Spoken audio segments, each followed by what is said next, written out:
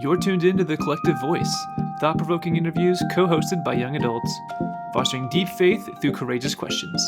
Welcome to the conversation. Greetings, everyone. Welcome to this episode of The Collective Voice. I'm Reverend Phil Dickey, Director of Congregation and Innovation here at Austin Presbyterian Theological Seminary. We're grateful to have you here for this episode of The Collective Voice, our podcast for the 787 Collective, and I'm joined by Rudy Logan.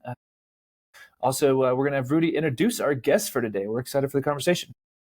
Thank you, Phil.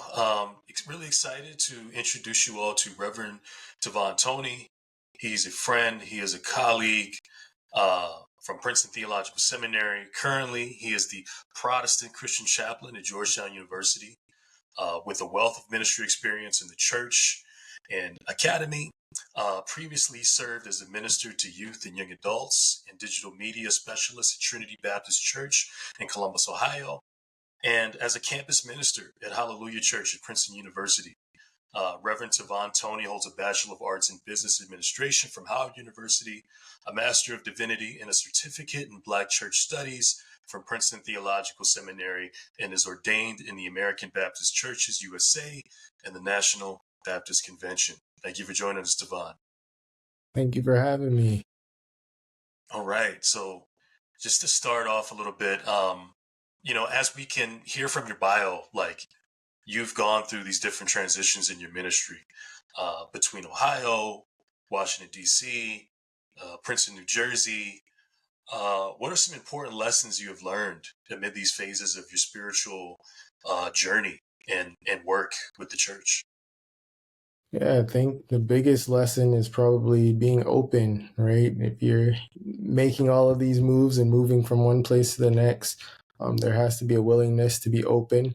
But also, if you're going to be led by the Spirit, you have to be open to where the Spirit says go and moving when the Spirit says move. Openness is probably one of the guiding principles of my life, having an open heart, an open mind, an open spirit for God to do whatever God wants to do. I say that and think about Howard Thurman. He has a prayer that says, "Open unto me, light for my darkness, courage for my fear, peace and love," all of these things. But just remaining open, I think, is the biggest lesson that I've learned, and it's helped me thus far, and I think will guide me thus far along the way, as the old song says. So openness is the key for me. Open is a great word. Have you always been open? Or what has led you to having this posture of openness? Have there been scriptures or experiences? What's led you to this space? Yeah, that's a good question. I think to a certain extent, the answer is yes. I think I've always been open. I think there's been sometimes when I've been a little stubborn. I think all of us have those moments when we're not always as open or can be stubborn.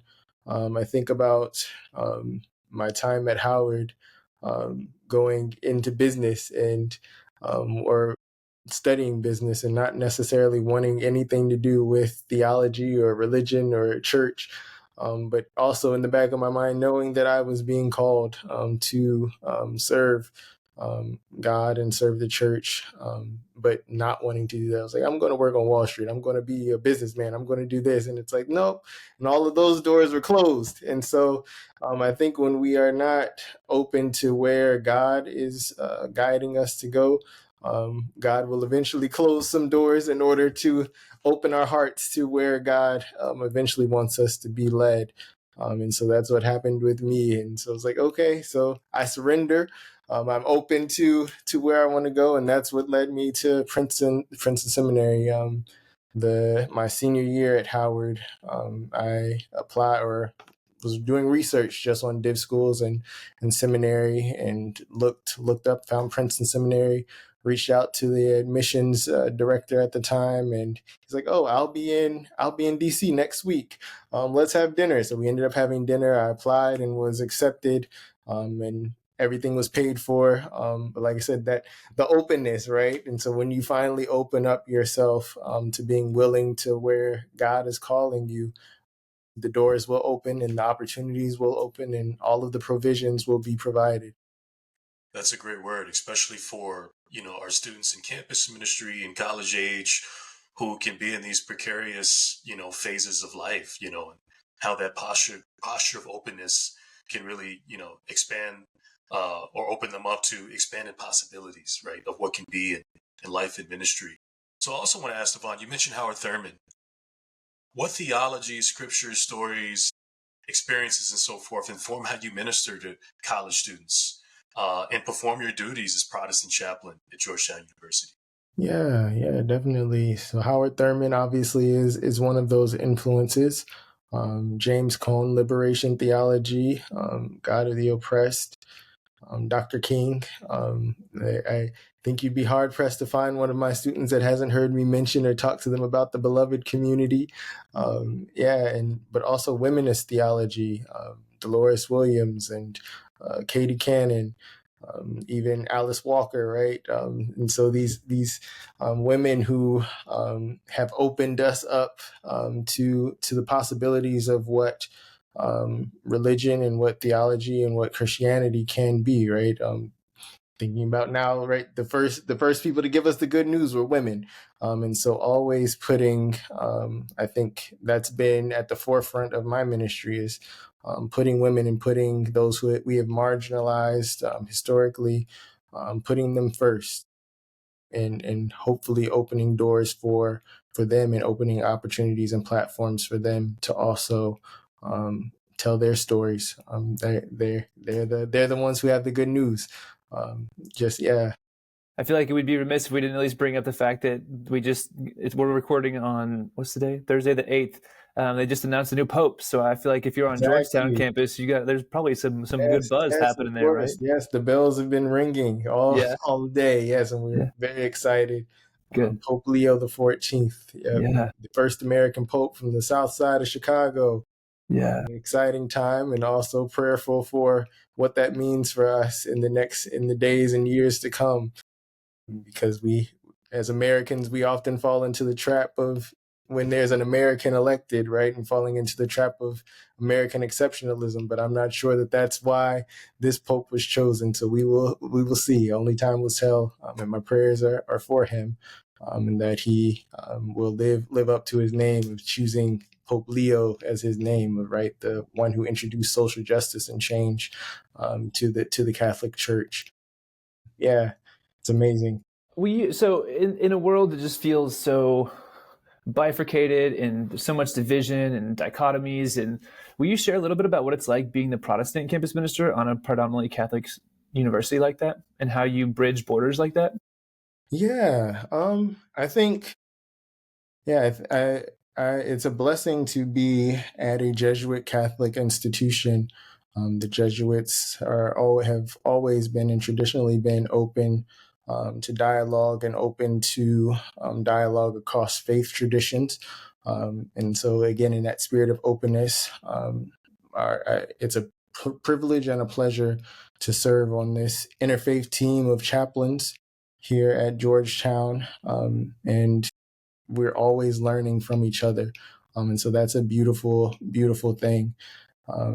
I think that being a Protestant on a team of Protestant chaplains here, a Baptist at a Catholic institution, has its let's say we've had some interesting experiences, and I think that's part of the learning, right? That's part of the dialogue. But being open to hearing each other, understanding each other, and knowing that we're all here for the common good, all here to care for these students, and all here for a very specific mission, which guides us, our Jesuit values. We also are part. All the faiths are. We have these sort of universal values and traditions that guide us, and so the Jesuit values also reflect that. And so it's been easy to serve at a Catholic institution, and I'm blessed to have that opportunity to do so, but to also represent for us Protestants here. I love that. That's a great word for ecumenical community building. Definitely. Also wanted to circle back a little bit. You mentioned womanist theology, Black liberation theology, Martin Luther King Jr., and how you've shared about their works with your students. How have you seen this sharing impact your students and how they think about ministry and community? Yeah. That's Yeah, it's been a humbling experience to witness their growth and to witness all the ways that they embody their faith in the God that we preach and glorify. Um, and so it's been humbling. I don't want to give too many details about specific students or anything, but to see the good trouble, as John Lewis would say, that they're getting into, and not necessarily patting myself on the back or patting any of my colleagues on the back, to be able to be a part of that and to be their sort of spiritual leader and they call us their reverends here on campus has been humbling is the word that, yeah, to see all the great things that they've done and to know that we are a part of their sort of network and their web of influences is remarkable. Thank you. On that point, I'd love to hear some aha moments, some moments where you're like, this is why I do this. This is why it's so generative being a campus minister. Could you share a little bit more about that? Yeah, I think we have most recently that comes to mind, we have the end of the year senior Sunday, but also we have a testimony Sunday as well. So students share how God has been moving in their life and share about how the community itself, the Protestant community here on campus, has been sort of their home and their home base, so to speak, and how that has helped carry them through the year or through their matriculation through college. And so hearing all of their experiences and hearing how our chapel, Sister Thea Bowman Chapel, named after Sister Thea Bowman, who's one of the first Black women who were very influential in the Catholic Church to bring gospel music to the Catholic Church, but to hear how our experiences together have been a foundation for them and a safe space, a sanctuary for them to come Sunday after Sunday, week after week. That's what makes it all worth it.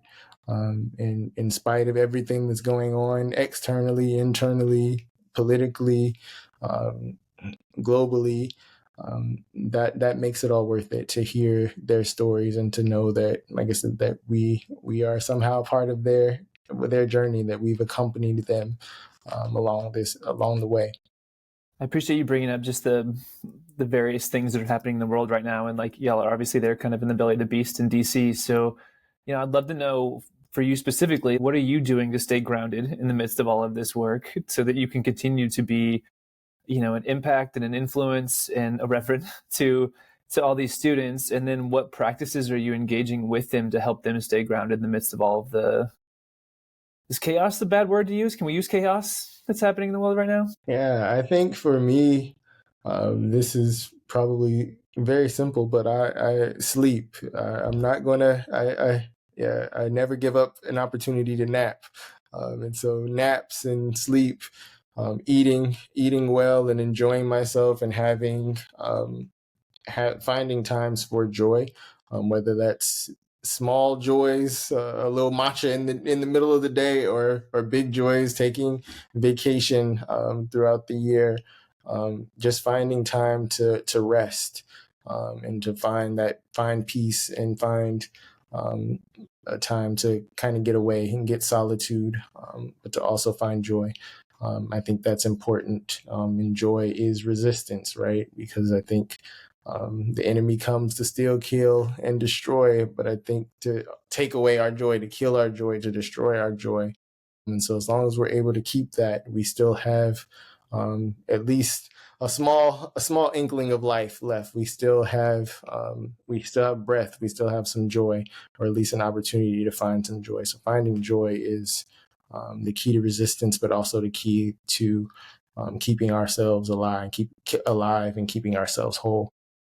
I love that. That's a good word on rest and recalibration, because so often in our movement spaces in the church, we can be so consumed with what we have to do, what we have to produce, and so forth.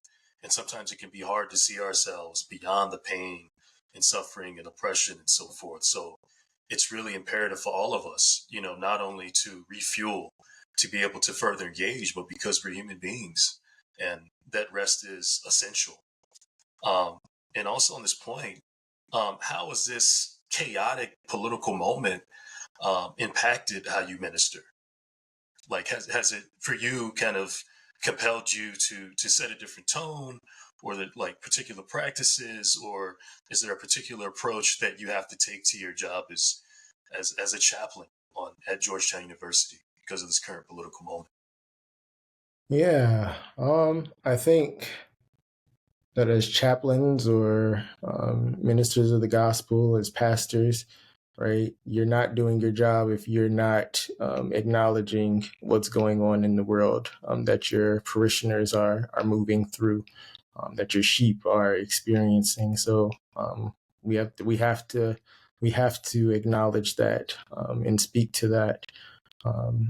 And so I think for me, coming up and being trained and grown and groomed in the Black church and Black church tradition, that's always been a part of my tradition. So, and I think it's always been a part of the plight of the Black American experience, is dealing with all of the things, right? Gestures broadly, and speaking to those things, and calling out those things. That's always been a part of the tradition and a part of our experience in this country. And so I don't think that anything has really changed as far as how my ministry has gone. It's but I think it has been challenging for me personally, because, and I know that Howard Thurman also wrestled with this, but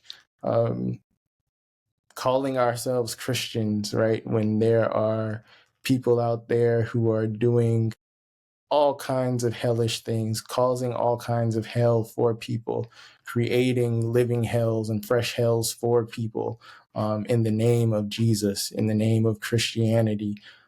How do you call yourself a Christian?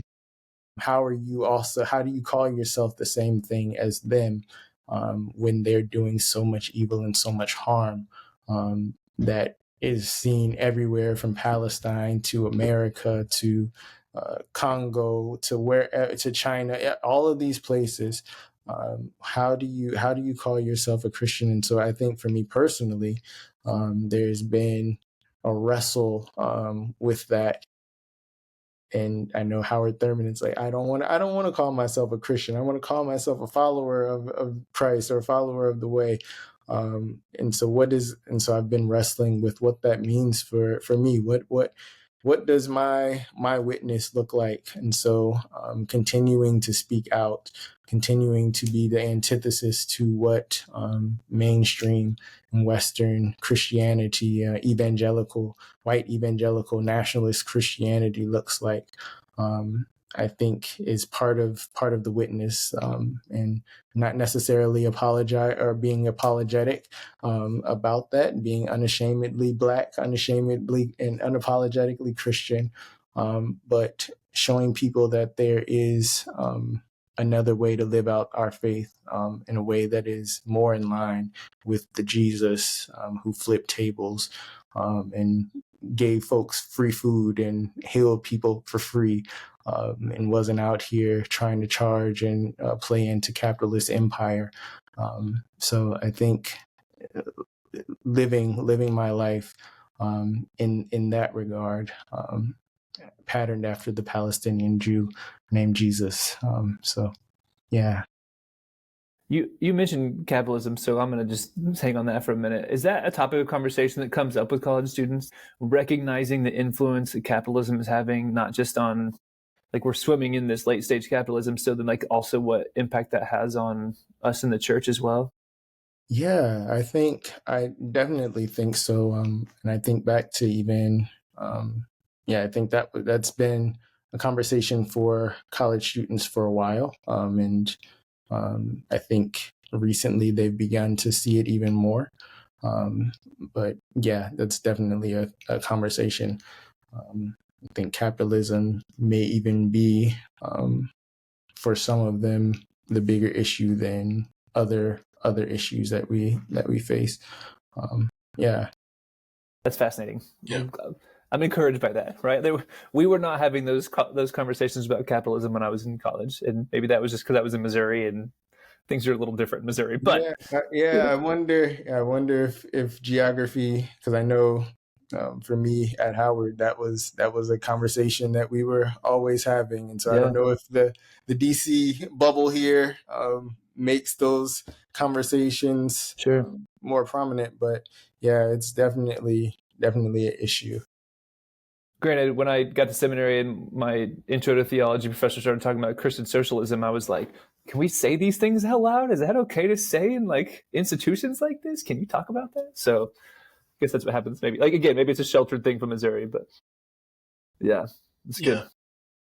I think my time at seminary when I was doing prison ministry, so traveling from PTS through Trenton, New Jersey into Bordentown, New Jersey, right, was just like a really glaring contrast between these two cities that were so close to each other. It's like, why does this one city have all of this wealth concentrated in it, and then this other city, about 10 minutes outside of it, is so dispossessed, economically, which really brought about a rage, in me, and I think for me, sensitized me more deeply to racial, capitalism, honestly. And I think allowed me to kind of, ground myself in an analysis of, comparing Montgomery County, Maryland to where my father grew up in Washington, D.C., and wondering why there was this stark difference, in resources and wealth and et cetera. But I also want to circle back a little bit because, TauVaughn, I feel like you left us with a really good prompt regarding Howard Thurman's kind of approach to the Christian faith and seeing himself as a follower of the way. And it reminds me of a post I saw from one of my former professors from a Catholic institution I attended, St. John's University, where he commented about the mainstream talking points about the election of this new pope and how some of these political commentators are saying he's a progressive, right? Because he's expressed solidarity with migrants. And to that, my professor said, no, he's not a progressive, quote unquote. He's just bearing witness to the gospel. And I think this is a really important, clarification to make in this moment, as you mentioned, when we see how Christianity has been, co-opted to advance Christian nationalism, right, and so forth. So for your students who may have a particular understanding of Christianity, the dominant Christianity, right, that is being used to help engineer Christian nationalism and so forth, how do you make these distinctions with your students in campus ministry who may come into these spaces with a kind of dominant colonized understanding of Christianity? Woo, Rudy. I think all of us, or most of us, have, to a certain extent, right? Most of us on this side of the world have to a certain extent a colonized Christianity, whether we like to acknowledge it or not. It's just about where on the spectrum of the colonization are we? How close to liberation are we on that spectrum? And I think meeting students and meeting people, meeting whoever it is, where they are, is the first step and the key in building relationship. That's one of the things I love about Jesus in the scriptures, is that Jesus wasn't out here always just going hard in the paint for souls. He was sitting with people and building relationships with them, and figuring out what their needs were and meeting those needs, and then introducing them to the liberation and to the restorative nature of the gospel. But I think that we have to meet people where they are and find out what their needs are, and find that common ground, and then we can journey together on this journey towards liberation. I think what's the old proverb? If you want to go far, go alone. But if you want to go fast, go alone. But if you want to go far, go together. And so it takes patience to wait for folks and to gather up the folks and to go together. But the distance is worth the wait. And so sitting with people and meeting them where they are is the key, and has served me well. Because it's relationships are everything. That's right. Yeah, and I think right now, I think there is a lack of relationship just across the board. People are seeking community, but also don't want to be good community members, don't want to speak or say hello to each other. Like, it's just basic things. And so I think this lack of relationship, this lack of community has played out in our political sphere. It's playing out in the mental health aspect. It's playing out in so many aspects of our lives. And so finding our way back to relationship, back to being in fellowship with one another, being in community with one another, is the key to change, I think, all of this. Because without that, we're doomed for hell. One-way tickets all the way, individual tickets because of individualism, right? Will you talk a little bit about empathy? I feel like there's been such an attack on this word empathy lately, and I think at the root of relationship often is this idea of empathy. And so will you just share about, like, one, what your thoughts are on the attack on the word empathy, but then two, how you see empathy playing out in your ministry and on campus? Yeah, definitely. When you said that, I thought about Parable of the Sower, Octavia Butler, who I consider another theologian and prophet for us and for That our also feels a students. little too close to home right now. Very close to home, too close. But in that book, the main character, is demonized because of her what I call her superpower, which is this empathy, and they call it this disorder. She has this super empathy syndrome, because she's able to feel people deeply and feel their pain deeply. And so, yeah, we definitely demonize that to our own detriment. And so it's served me well in life, and in ministry, sitting and feeling the pain, but also feeling the joys of folks that I've served. It's funny. I also now think about a couple, 2 months ago, back in March, I had the pleasure of accompanying students to Qatar to visit our Georgetown campus there. But on the visit, we also visited different entities throughout Doha. And so one of those places that we visited was a school, elementary and middle school, and they had the teaching and everything was amazing, and they had posters in the hallway talking about empathy, and all of the students that I was accompanying, the college students, they were blown away because it was such a stark contrast from what we are talking about in America. And it's like, these kids are being set up for success, to have all of these, to be learning about empathy at such a young age, and to appreciate empathy at such a young age.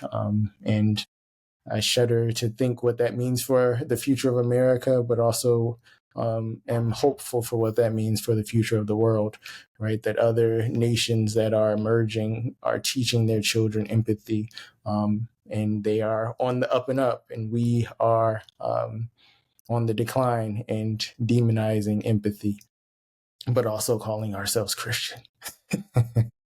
Yeah, on that point, I just would like to take some time to think about socialization and how through Christian practice we can help disrupt some of the socialization around rugged individualism and this neglect of empathy. Like, what would you, like, what theologies or practices would you offer for us, TauVaughn, to help organize ourselves otherwise in our communities, in our churches, and various ministries? I think we have to rethink what it means to be saved.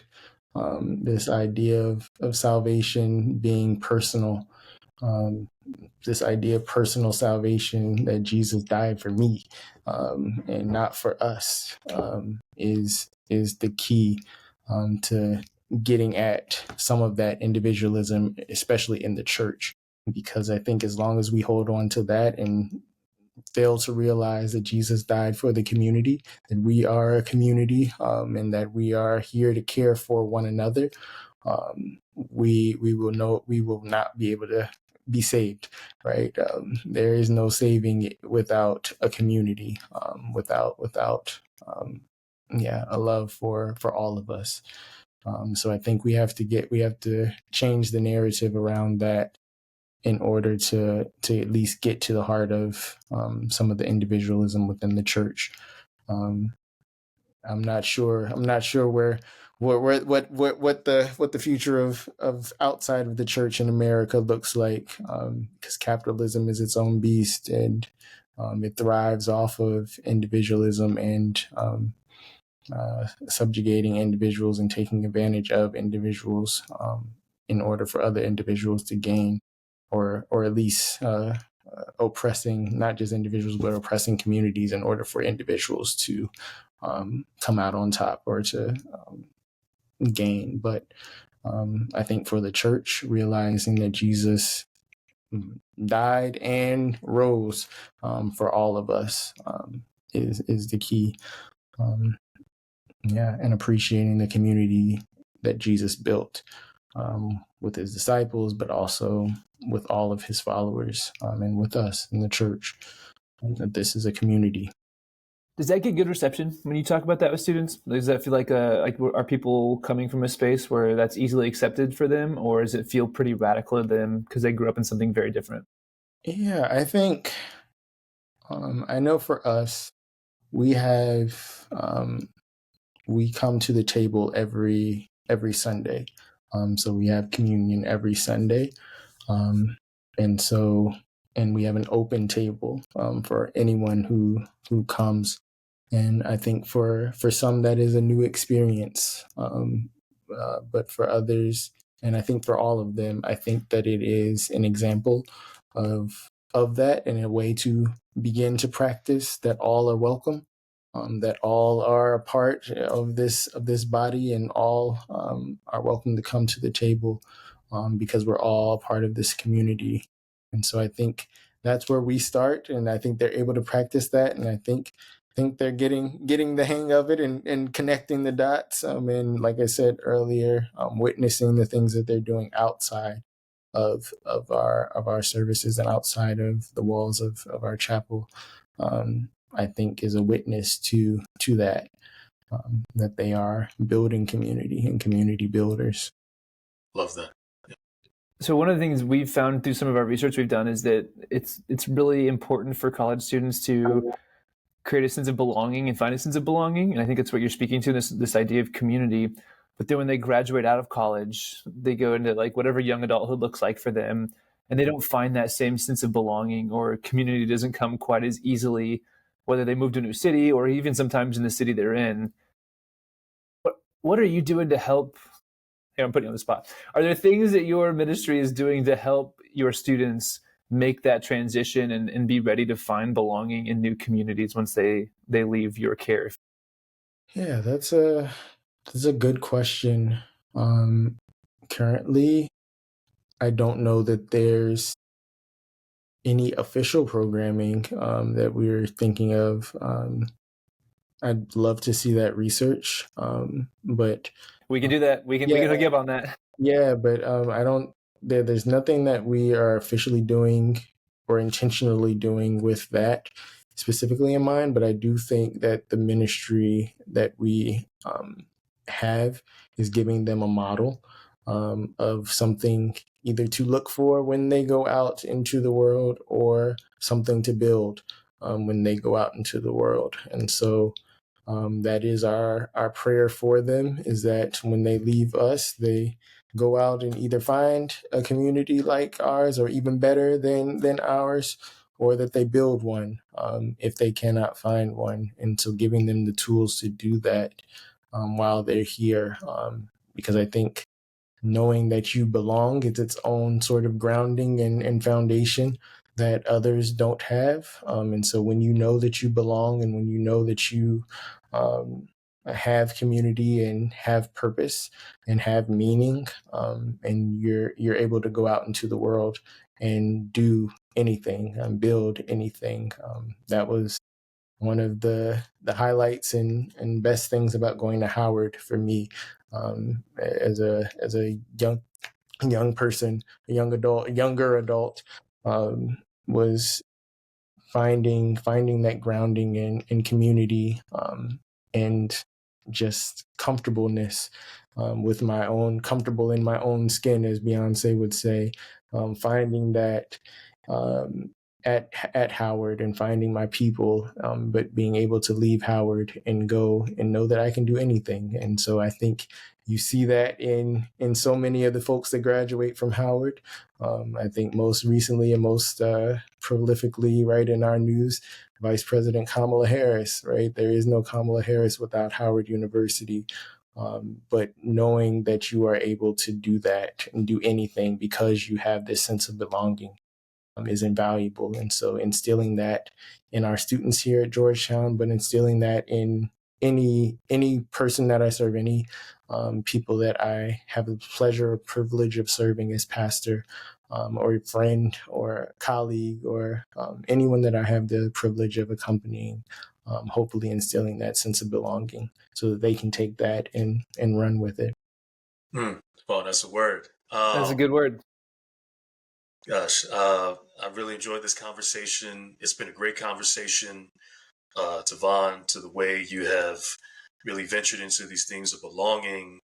You encouraged us, college-age students, everybody listening, right, to be in a posture of openness, right, as you're entering these different phases of transition in your life, and bearing witness to the gospel in authentic and spirit-led ways, in this context in which, Christianity has been bastardized to a degree, on this mainstream stage. So we really appreciate the wisdom and expertise that you shared with us today. So thank you once again, TauVaughn.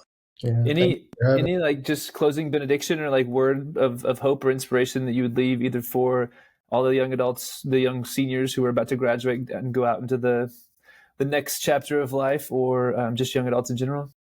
Yeah, I think when you said that, the first thing that comes to mind is Jesus telling folks, go and do likewise.